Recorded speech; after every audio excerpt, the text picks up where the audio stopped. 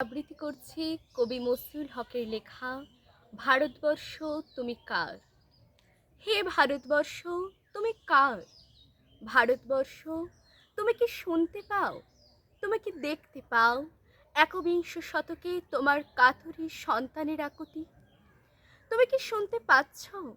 জানো ভারতবর্ষ, আমার খুব জানতে ইচ্ছে করে, তুমি কি মুখ বধির অন্ধ? তুমি কি বেঁচে আছো নাকি মারা গেছো? উত্তর দাও ভারতবর্ষ, উত্তর দাও, চুপ থেকো না। আচ্ছা, তুমি কি শাসকের নাকি শোষকের? তুমি কি ধর্ষকের নাকি ধর্ষিতার? তুমি কি অন্যায়ের নাকি ন্যায়ের?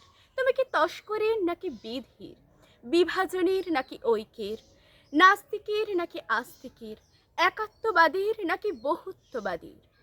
জানো ভারতবর্ষ, হাজারো প্রশ্ন আজ মনে উকি দেয়, চুপ থেকো না তুমি, উত্তর দাও, উত্তর দাও ভারতবর্ষ। আচ্ছা, তোমার পানিপথ মনে পড়ে? চৌরি চৌরা মনে আছে? ক্ষুদিরাম, বিনয়, বাদল, দীনেশ, ভগৎ সিং মনে আছে? আচ্ছা, বাপুজি কেমন আছেন জানো? সুভাষজি কোথায় আছেন বলতে পারো? বলো, তুমি চুপ থেকো না। জানো ভারতবর্ষ, এক বুক আশা আকাঙ্ক্ষা নিয়ে তোমার গর্ভে এসেছিলাম।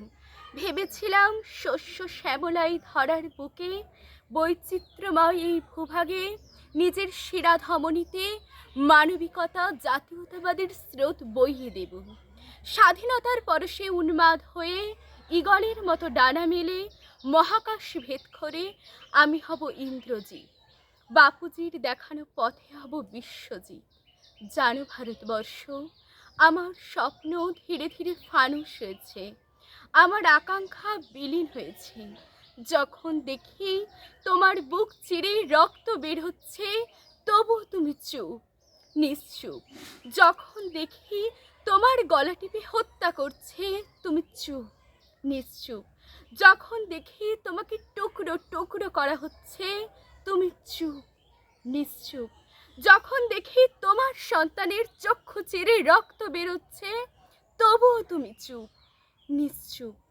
আমার খুব জানতে ইচ্ছে করছে, অনেক কিছুই বলতে ইচ্ছে করে, কিন্তু বড় ভয় করে।